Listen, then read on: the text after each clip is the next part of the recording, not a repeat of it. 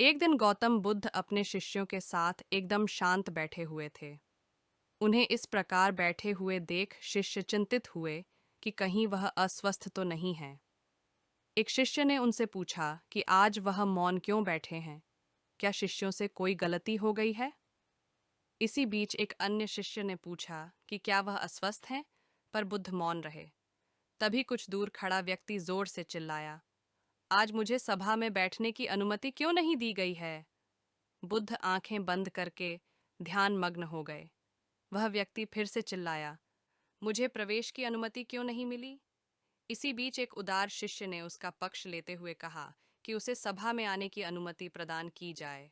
बुद्ध ने आंखें खोलीं और बोले, नहीं, वह अछूत है, उसे आज्ञा नहीं दी जा सकती। यह सुनकर शिष्यों को बड़ा आश्चर्य हुआ। बुद्ध उनके मन का भाव समझ गए और बोले, हाँ, वह अछूत है। इस पर कई शिष्य बोले, हमारे आश्रम में जात पात का कोई भेद ही नहीं, फिर वह अछूत कैसे हो गया? तब बुद्ध ने समझाया, आज वह क्रोधित होकर आया है। क्रोध से जीवन की एकाग्रता भंग होती है। क्रोधी व्यक्ति प्राय मानसिक हिंसा कर बैठता है, इसलिए जब तक वह क्रोध में रहता है तब तक अछूत होता है। इसलिए उसे कुछ समय एकांत में खड़े रहना चाहिए। क्रोधित शिष्य भी बुद्ध की बातें सुन रहा था। पश्चाताप की अग्नि में तप कर वह समझ चुका था कि अहिंसा ही मनुष्य का महान कर्तव्य व परम धर्म है। वह बुद्ध के चरणों में गिर पड़ा और कभी क्रोध न करने का प्रण लिया।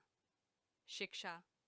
आशय यह है कि क्रोध के कारण व्यक्ति अनर्थ कर बैठता है और पश्चाताप उसे बाद में होता है, जिसका कोई लाभ नहीं मिलता। इसलिए हमें क्रोध नहीं करना चाहिए। असल मायने में क्रोधित व्यक्ति अछूत हो जाता है और उसे अकेला छोड़ देना चाहिए। क्रोध करने से तन, मन और धन तीनों की हानि होती है। क्रोध से ज्यादा हानिकारक कोई और वस्तु नहीं है।